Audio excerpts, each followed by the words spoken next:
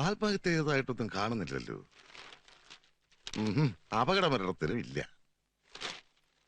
പിന്നെ എങ്ങനെയായിരിക്കും ചത്തത്? ഒരു സൈക്കിളുകാരനെ പോലും കാണുന്നില്ലല്ലോ.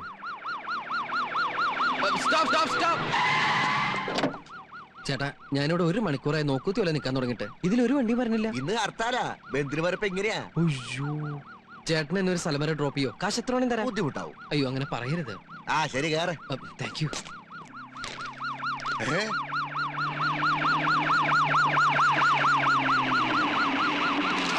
ഗോപാലകൃഷ്ണന്റെ ഡെഡ് ബോഡി വന്നേ! ഗോപാലകൃഷ്ണന്റെ ഡെഡ് ബോഡി വന്നേ! ഗോപാലകൃഷ്ണന്റെ ഡെഡ് ബോഡി വന്നേ! എങ്ങോട്ടാ? ഗോപാലകൃഷ്ണൻ, ആദ്യം നീ വേഷം മാറ. ചെല്ലേ.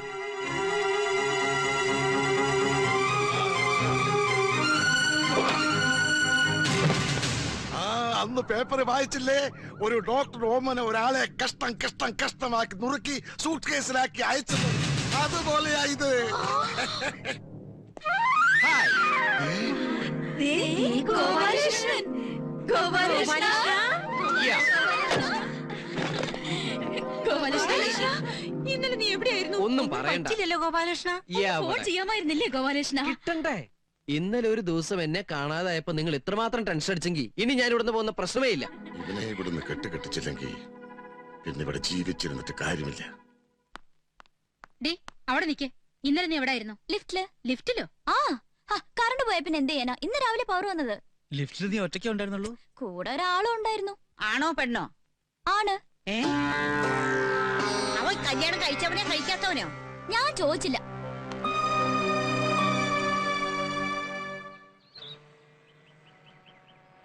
ഇന്നലെ നിന്റെ അച്ഛൻ ഫോൺ ചെയ്തപ്പോ ഞാൻ സത്യത്തിൽ പേടിച്ചു പോയി. എന്തിനെന്നോ? എന്റെ വീട്ടിലാണെങ്കിൽ എന്നെ കൊന്നു തന്നെ. ആ, അത് പോട്ടെ. രാത്രി മുഴുവൻ ലിഫ്റ്റിലുണ്ടായിട്ടും അയാൾ നിന്നെ ശല്യമൊന്നും ചെയ്തില്ലേ? ഇല്ല. എങ്കിലയാൾ ഒരാളല്ലെന്ന് എനിക്ക് തോന്നണേ.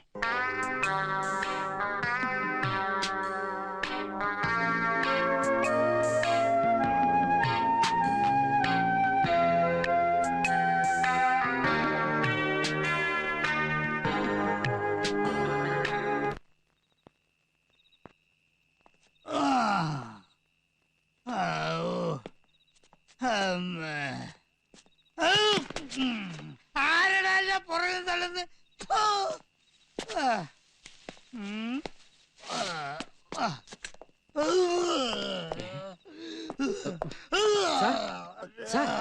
സാർ എന്തേ കാണിക്കണേ? മറ്റുള്ളവർ കണ്ട വളരെ മോശമല്ലേ സാറേ ഇത്? ഇങ്ങോട്ട് വന്നേ. ഇങ്ങോട്ട് വരാൻ തോന്നരുതേ ഗോപാലകൃഷ്ണ. ഇങ്ങോട്ട് വരുന്നേ. ഒരു കൂട്ടും വേണ്ട, ഞാൻ ഒറ്റയ്ക്ക് പോകും.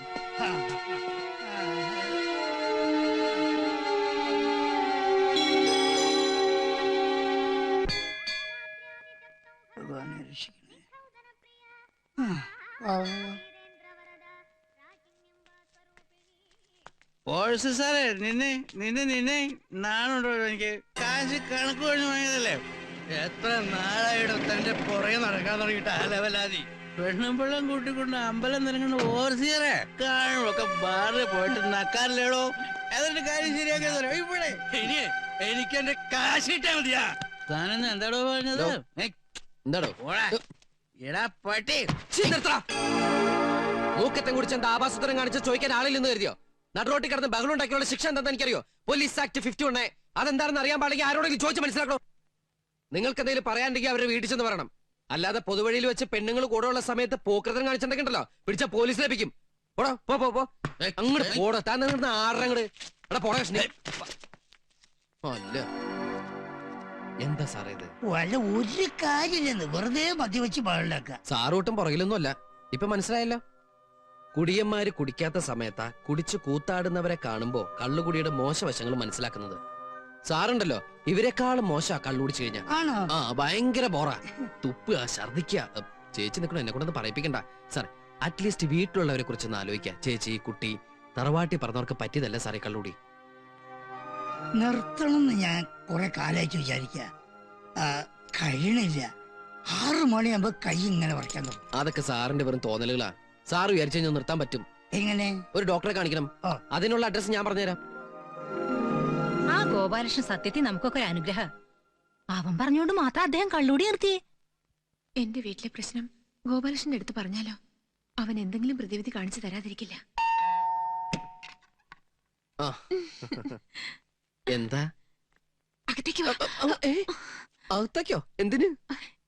എനിക്ക് ഗോപാലകൃഷ്ണനോട് ഒരു കാര്യം പറയണം. അതിവിടെ ഒന്നും പറയാലോ. അതങ്ങനെ പരസ്യമായിട്ട് പറയാൻ പറ്റൂല. വാ വാ, അകത്തേക്ക് വാ. അതെ, അങ്ങനത്തെ കാര്യങ്ങളൊന്നും ഇവിടെ പറയണ്ട. എന്നാ നമുക്ക് എന്റെ വീട്ടിലേക്ക് പോവാം. അയ്യേ, എന്താ? ദയവ് ചെയ്ത് എന്നെ അങ്ങനെ കാണരുത്. അയ്യോ, അതല്ലട പൊട്ട. ഇങ്ങോട്ട് വാ. അയ്യോ, എന്നെ ഇവിടെ ഈശ്വരാ, ആരെങ്കിലും ഇങ്ങോട്ട്.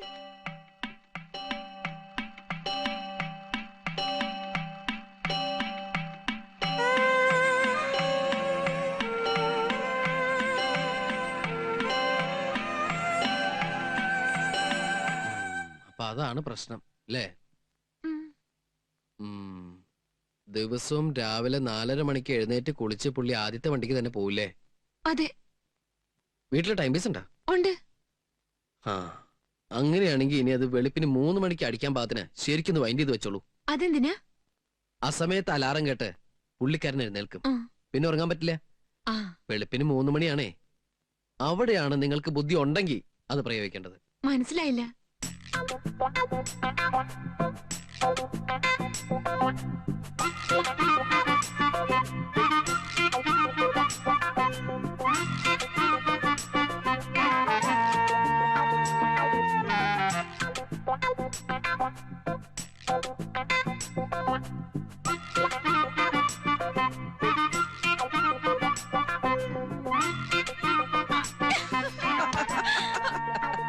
ഇത്രയില്ലാത്ത ചെക്കൻ എന്തൊക്കെയാ പഠിച്ചു വെച്ചേക്കണ കണ്ടില്ലേ? കാര്യങ്ങൾ മുഴുവൻ മനസ്സിലാക്കി കഴിഞ്ഞപ്പോ ഇത്തിരി ഇല്ലാത്ത ചെക്കനാ. അത് കൊള്ളാലോ.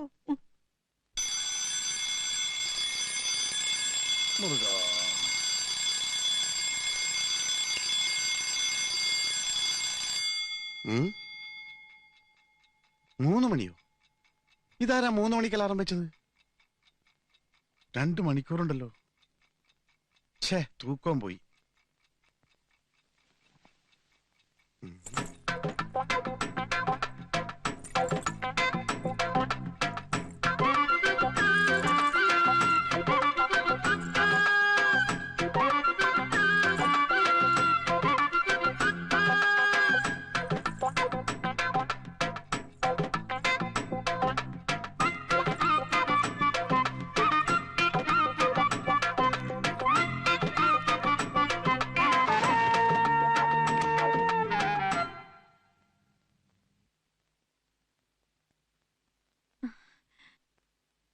ആഹാ, ആനന്ദ് ഇവിടെ ഉണ്ടായിരുന്നോ? എന്നിട്ട് കുറച്ചു ദിവസം പുറത്തേക്കൊന്നും കണ്ടില്ലല്ലോ. അത് ആ, എന്താണ് ആകെ ഒരു മാറ്റം? ഇങ്ങ് വാ, ചെവിയില് പറയാം.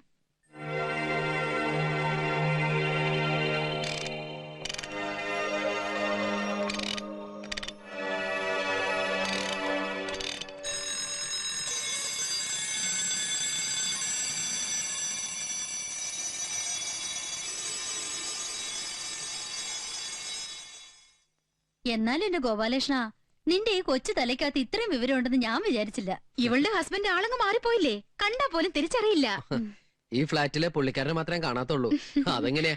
രാത്രി 12 മണിക്കല്ലേ വരണത്, വെളുപ്പിന് 5 മണിക്ക് പോവുകയും ചെയ്യും. അതൊക്കെ പണ്ട്. ഇപ്പൊ കടയും വേണ്ട കച്ചവടം വേണ്ടെന്നായില്ലേ? എപ്പോഴും വീട്ടിൽ തന്നെയാ. ഓ, അത് ശരി. എന്നാ പിന്നെ എനിക്കൊന്ന് പരിചയപ്പെടാലോ. ഇപ്പൊ ഇവിടെ ഇല്ല. അയ്യോ, പിന്നെ കച്ചവടത്തിന് പോയോ? അയ്യോ, അതല്ല, പുതിയ TV വാങ്ങാൻ പോയിരിക്കുക.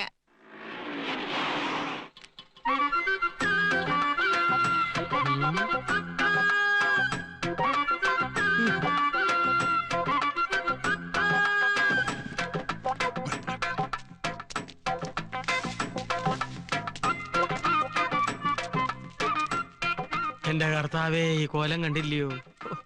പണ്ട് എന്തൊരു ഐശ്വര്യമായിരുന്നു ആ പാണ്ടിക്കുറിയും കായസഞ്ചിയും തൂക്കിയുള്ള പോക്ക്. എന്റെ ഗോപാലകൃഷ്ണ. ഹലോ ഹലോ, ഞാനിവിടെ ഈ ടിവിയിലെ പ്രോഗ്രാം ചെയ്യാൻ ലെറ്റർ വന്നു. ഞാനല്ലേ ലെറ്റർ അയച്ചത്. കം. ഈ കുട്ടി ഇവിടുത്തെ പ്രൊഡ്യൂസർ ആയിരിക്കോ?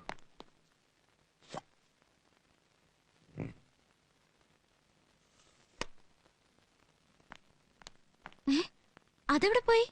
ഞാനിവിടെ ഉണ്ട്. മേക്കപ്പ് വേണ്ടേ? അയ്യോ, മേക്കപ്പ് വേണ്ടേ? ഒരു തവണ മേക്കപ്പ് ചെയ്താ എനിക്ക് കോട്ടം നിട്ടാ മതി.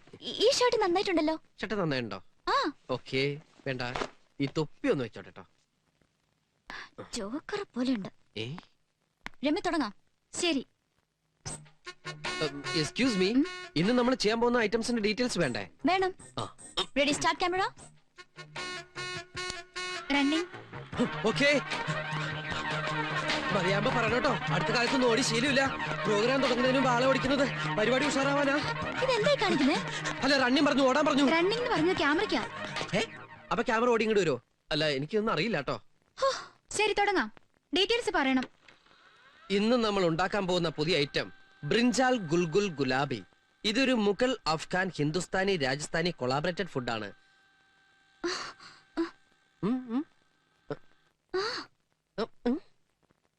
നിങ്ങൾ എന്തിനാ എപ്പോഴെപ്പോഴും അങ്ങോട്ട് നോക്കുന്നത്? എനിക്കറിയില്ല, എനിക്ക് ഇവരെ ഇടയ്ക്കിടയ്ക്ക് ഇങ്ങനെ നോക്കണമെന്ന് തോന്നുക. ഈ പരിപാടി മര്യാദയ്ക്ക് ഷൂട്ട് ചെയ്യണമെന്നുണ്ടെങ്കിൽ അവരോട് ഇവിടെ ഒന്ന് ക്യാമറ. ഇതാണോ നീ പറഞ്ഞ ആള്? അയ്യോ, അപ്പൊ അത് മുഴുവൻ പറഞ്ഞു അല്ലേ? ഞാൻ പറഞ്ഞല്ലേ എന്റെ ലൈഫ് വെച്ച് പന്താടരുതെന്ന്. അതല്ല. ഓ, അപ്പൊ പറഞ്ഞില്ലല്ലേ? ഞാൻ പെട്ടെന്ന് ടെൻഷനായി. നിന്റെ ആളെ നീ തന്നെ വെച്ച് ഷൂട്ട് ചെയ്തോളൂ, ഞാൻ ഒഴിവായേക്കാം.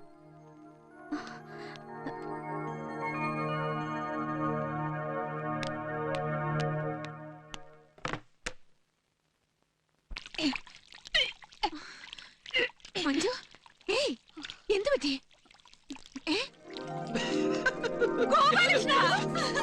കൺഗ്രാറ്റുലേഷൻസ്, നമ്മുടെ മഞ്ജു ഛർദിച്ചു. അയ്യോ, ഞാൻ ആംബുലൻസ് വിളിച്ചിട്ട്. പൊട്ടം, ആ ഛർദിയല്ല. ഛർദി പലതരത്തിലുണ്ടോ? അയ്യോ, ഒന്ന് പോടാ. നമ്മുടെ മഞ്ജുന് വിളിച്ചു പറയട്ടെ.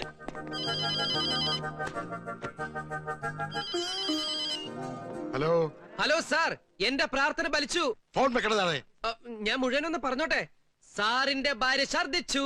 നീ വല്ല വൃത്തിയായിട്ട് ആഹാരം ഉണ്ടാക്കി കൊടുത്തു കാണും. അയ്യോ, അതൊന്നുമല്ല.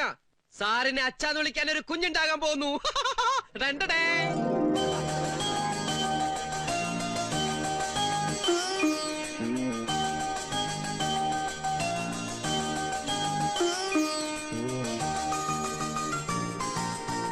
സാറെപ്പോഴാ ദുബായിക്ക് പോണേ? ഉടനെ പോകത്തില്ലയോ? അവിടെ ഇപ്പൊ ചൂടാണോ? ഭയങ്കര ചൂടാ. അല്ല, നിങ്ങളൊക്കെ എന്താ ഇവിടെ ഇങ്ങനെ സംസാരിച്ചോണ്ട് നിൽക്കണേ? ചെന്ന് ഭക്ഷണം കഴിച്ചേ. കഴിക്കൂ. സാറെന്താ വടി ഒഴിക്കുമല്ലോ നിൽക്കുന്നത്? സീറട്ടാ സിഗരറ്റാന്ന് മനസ്സിലായി. ഇപ്പൊ സന്തോഷിക്കേണ്ട സമയല്ലേ? സന്തോഷിക്കട്ടെ. ഞാനും സന്തോഷിക്കും. മോനു,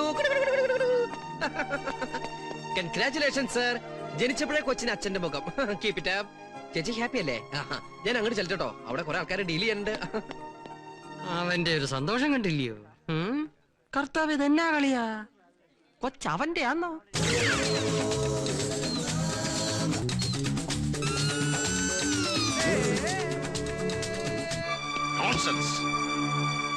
താൻ ഇത്ര ചീപ്പാ?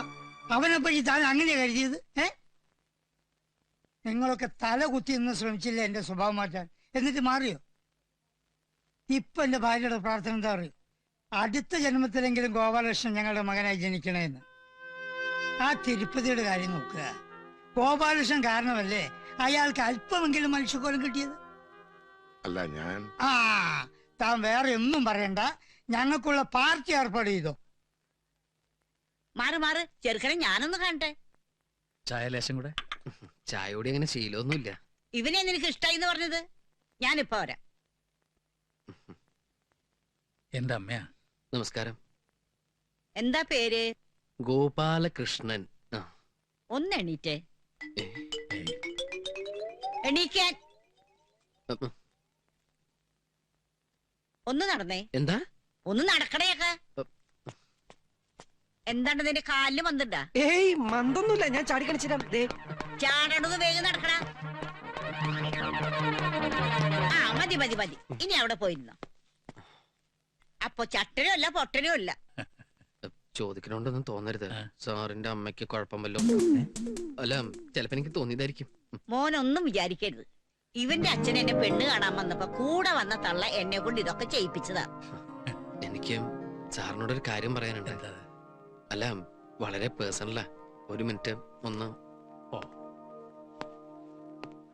ഗോപാലകൃഷ്ണന്റെ അച്ഛന്റെ സ്ഥാനം എനിക്ക്, അതുകൊണ്ട് അവന്റെ കല്യാണ കാര്യത്തില് എനിക്ക് ചില തീരുമാനങ്ങളുണ്ട്. അയ്യോ, ഞാൻ അതല്ല പറഞ്ഞത്. പിന്നെ എന്റെ ഭാര്യയോടെ ശരീരം അധികം ഇളയതെന്നാ ഡോക്ടർ പറഞ്ഞു. ഞാൻ പറഞ്ഞിട്ട് അവള് കേൾക്കണില്ല. തന്റെ ഭാര്യയോട് പറഞ്ഞ് അവളെ ഒന്ന് ഉപദേശിക്കാൻ പറയണം. ഗോപാലകൃഷ്ണന്റെ വിവാഹാഘോഷ കമ്മിറ്റി ചെയർമാൻ ആണെന്ന് പറഞ്ഞ ഈ ബഹളം. തനിക്ക് അവന്റെ അമ്മാവനാവാമെങ്കിൽ തന്റെ ഭാര്യ ചെയർമാൻ ആകുന്നതിൽ ഒരു തെറ്റുമില്ല.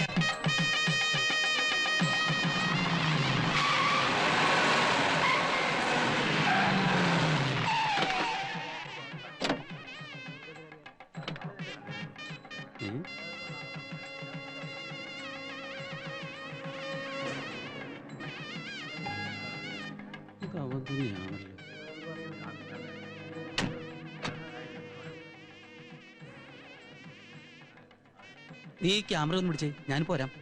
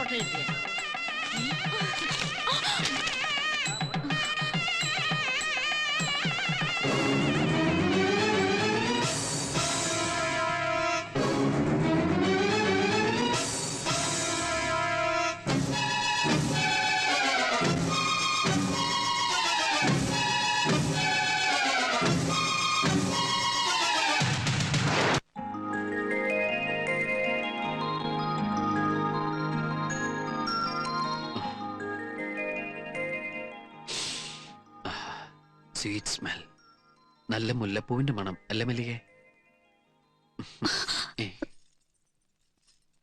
എന്താ? എന്നോട് ക്ഷമിക്കണം.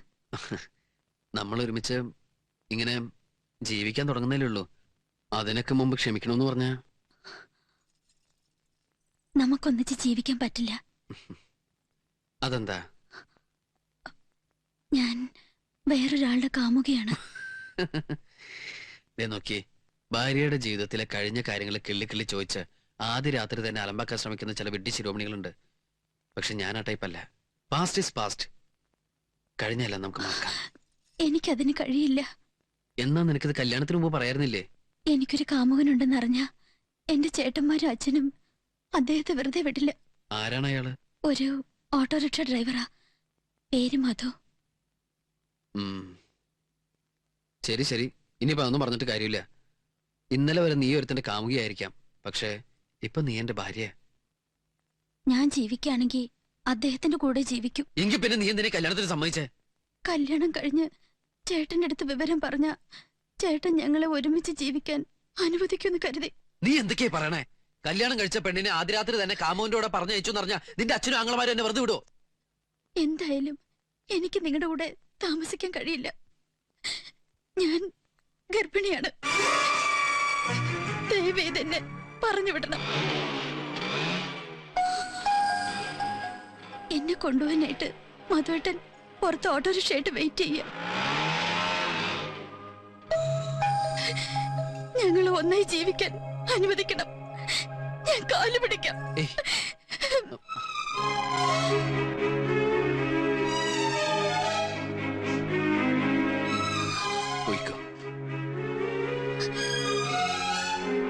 ഈ ഉപകാരം ഞങ്ങൾ ജീവിതത്തിൽ ഒരിക്കലും മറക്കില്ല.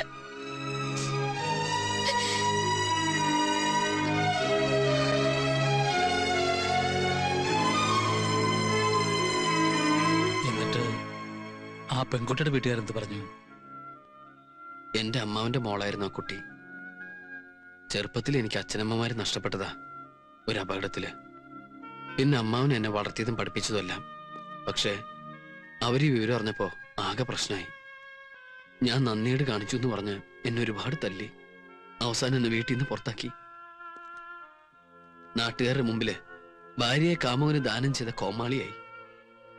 ഒടുവിൽ അച്ഛന്റെ ഒരു പരിചയക്കാരനാ എനിക്ക് ആശ്രയം തന്നത്. ഒരു പാവം പാചകക്കാരൻ. ഒത്തിരി കഷ്ടപ്പെട്ടിട്ടുണ്ട് സാർ ഈ നിലയിലെത്താൻ. സാറിന്റെ മുമ്പിൽ നിൽക്കാനുള്ള യോഗ്യത പോലും എനിക്കില്ല. സ്വന്തക്കാരെന്ന് പറയാനും എനിക്ക് വേറെ ആരുമില്ല. ഇതൊന്നും അറിയാതെയാ രാധിക എന്നെ ഇഷ്ടപ്പെടുന്നത്. സാറ് തന്നെ രാധിയെ പറഞ്ഞ് മനസ്സിലാക്കി ഇതിന്ന് പിന്തിരിപ്പിക്കണം. ഇല്ല മോനെ, ഒരധ്യാപകനായിട്ട് റിട്ടയർ ചെയ്തയാളാ ഞാൻ. നുണ പറയാത്ത കുട്ടികളെ എനിക്ക് ജീവന് തുല്യ.